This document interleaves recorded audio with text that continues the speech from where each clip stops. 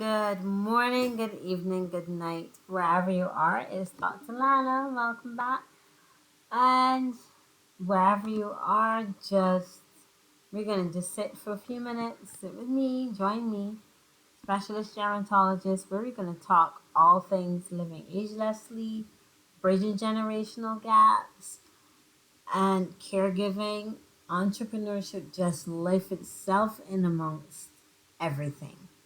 So how are you? How was the week? Well, this week was a doozy. I know it seems like I say that every week, but no, this week was a doozy for sure. However, caregiving this week was not bad. Had a little bit of fun, which took me to the thought for this week. I had two thoughts I was going to present for this week. One was the importance of older persons getting out if they can, or if you are younger or older, um, just meshing with your friends and your peer group. Why is that so important? But let me speak to the ages of the peer groups. Now, there's officially 60 and over if you have the United Nations definition of older age. There's 65 and over, which can you have in the Caribbean here, defining older age.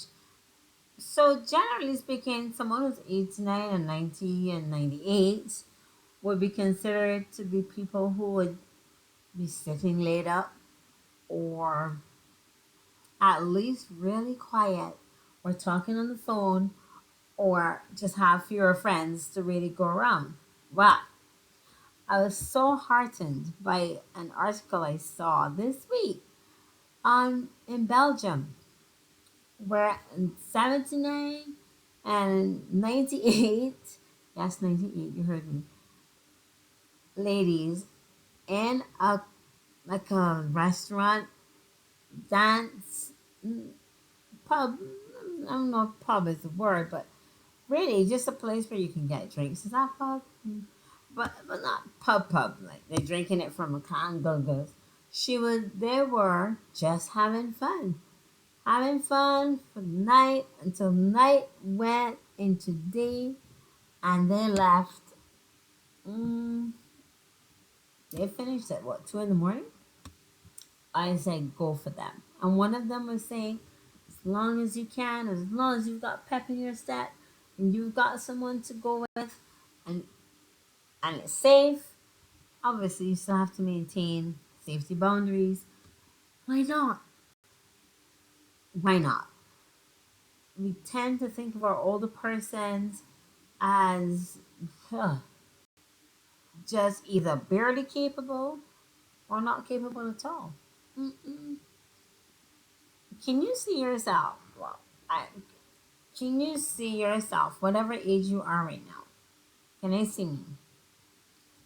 Cast your imagination down and think, what am I gonna be like in 30 years, 20 years time if I do live? 40 years time. Look at your mom, look at your grandmom, look at the ones you would have grown up with. Imagine yourself in their position. Would you want to be shown, okay, here's a seat, mom, Dr. Lana, Auntie Lana, come sit here, well, you're old now, so just take a rest. Please don't put me to sit down when I get older. As long as I can, I'd like to be going to the supermarket, walking on my own, talking for sure, as I like to talk, on my own, and engaging with friends. Peers, the importance of friendship as we get older. Cannot discount it. So it's a beautiful set of information having read that. Having seen what happened this week with how much more joyous my older friends and, well, friends and clients and patients and their caregivers have noticed. When an older person comes to visit an older person, it's as though they're in their own world. I'm really, what? You don't talk to us like that, no. Because studies show, can get a little scientific here. There are two studies I'd like to mention, not deep, but they certainly one suggests children, caregivers, nurses, medical personnel, however helpful, as long as they are not in the age bracket as the one who we are caregiving, usually an older person, we're not peers for them. Wouldn't you like to be with a group of your peers than a group of your helpers? No discounting the help of the helpers. Those who can rap with you and at your age level, those who knew what was happening when they were growing up as well. So that there's a bond. You wanna associate with like minds. So if you can at all, and you remember one of your older relatives still has an older friend or relative, by all means let them connect. It may not be safe for them to go to a nightclub, for example, but they can talk on the phone, or if they can't recognize, they can FaceTime. You can set up a little a 10-minute Zoom call. If someone can, one of them can go visit, or you can let them go visit. You can take them so they can associate with their peer. It's so vitally important that they have their friends. That may be from as fancy as monthly dinners, annual holiday trips, cruises.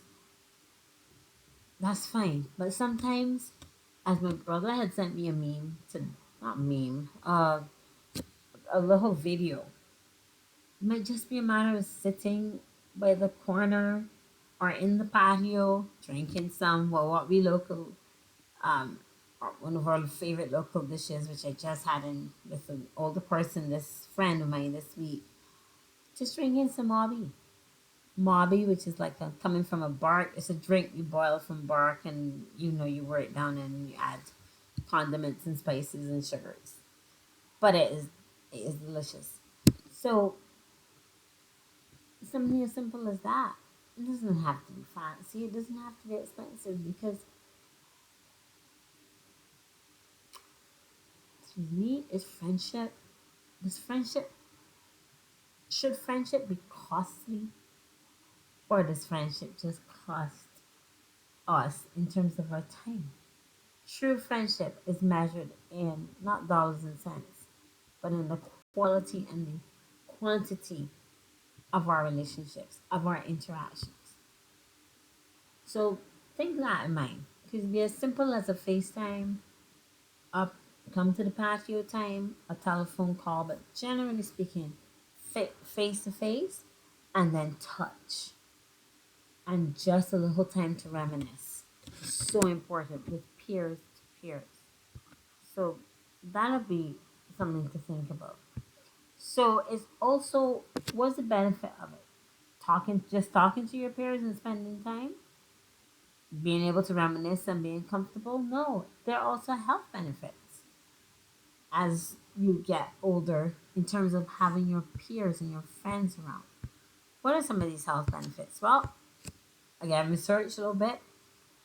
Friends are essential for our physical and our mental health. And there is this information from a doctor who kind of did like semi-survey and looked at during his practices, he measured the outcome. This was kind of also extrapolated in different studies. Older patients who were socially active, not to say you're out, granny hunting, popping in the middle of the night every single night, no. But those who had a definite, clear social group,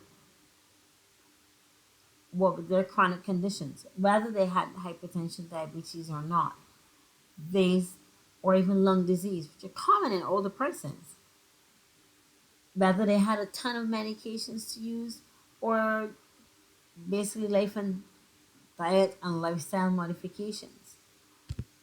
If they were socially connected, they tended to have better outcomes in their control, the control of their illness, their outlook towards the illness. the viewpoint on the illness, and therefore, their longevity. Who knew? Friends can actually help you to live longer. I firmly believe in the Bible and what it says. It just says a heart that is joyous is a cure. So if we have peers that make our heart rejoice, we're already halfway there in our cure. It's only so much a doctor and a pill can do for medication. Just saying. The other way, one of the other things friendships will do, obviously, is, well, good friendships. Remember lockdown? I don't want to say those words. Remember quarantine? And we haven't fully gotten out of that loneliness and isolation and as such. Remember how that hurt so many of those who were unable to connect? The frailty and the sadness and just the almost feeling to give up on life. Loneliness can harm us just in the same way as non communicable diseases can. Loneliness lowers our immune system, it reduces our ability to fight infection. So, what's the corollary to that? If we have our friend group and true good friends, peers, persons who are interested, we are interested in life. Even if you're slow, even if your mobility is less, even if you have to go around in a wheelchair, even if you are confined, but someone can come to you, or you're confined, but your caregiver can take you there just for 10 minutes. Day respite cares, there's day cares for older persons. There's so many more now. And they're making it, increasing it, and encourage you to let your older ones, let your loved ones interact with their peers because it can strengthen their immune system. Yes, you do need immune system boosters and things.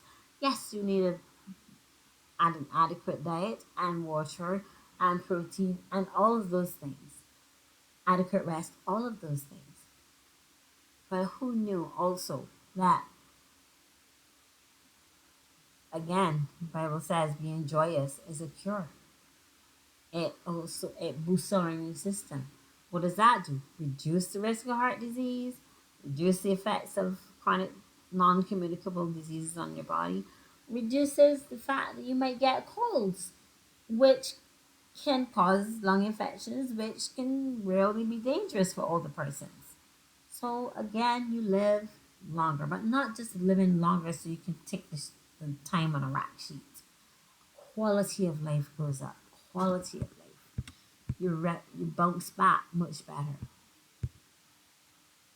As a corollary to that, because your immune system is better, because your non-communicable diseases have been controlled, you adopt better healthy habits that you pass on then to those in your family. They see you living a healthy lifestyle. Everyone's not going to adopt it, but they recognize, hey, if I want to live long enough, they're going to have this healthy lifestyle, like mom and dad. So go to the gym. Can you? Go. Can you go to the beach and swim around?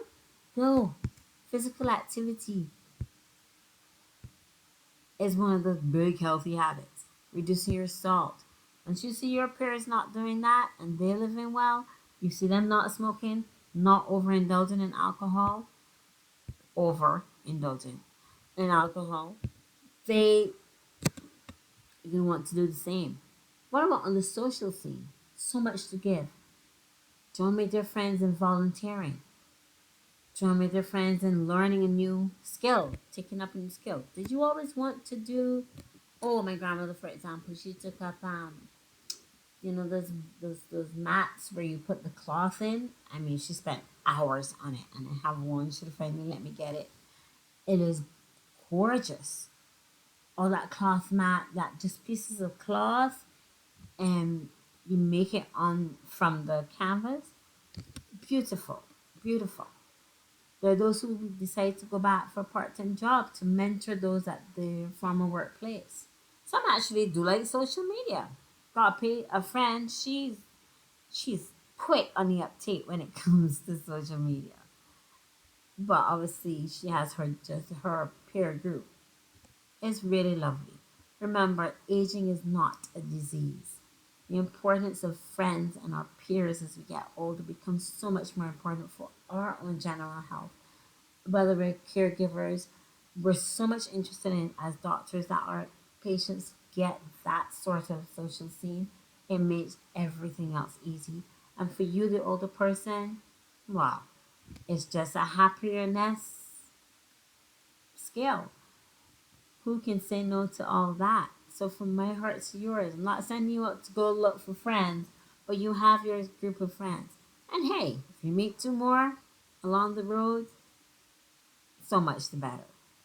So from my heart to yours, Dr. Lana signing out saying, friends, just to be corny, friends won't let you down.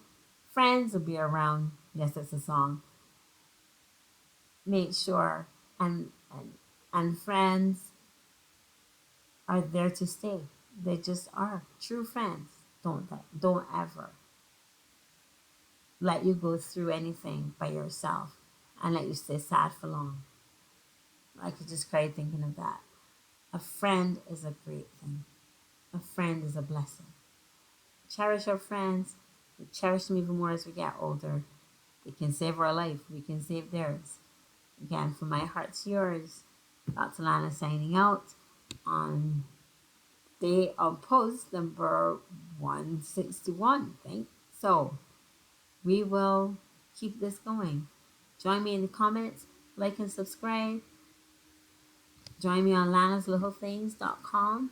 You have more of these insights. If you want to Zoom, if you're overwhelmed, you just want to talk at a family level, do have that. We can interact and so much more coming. So have a good one wherever you are.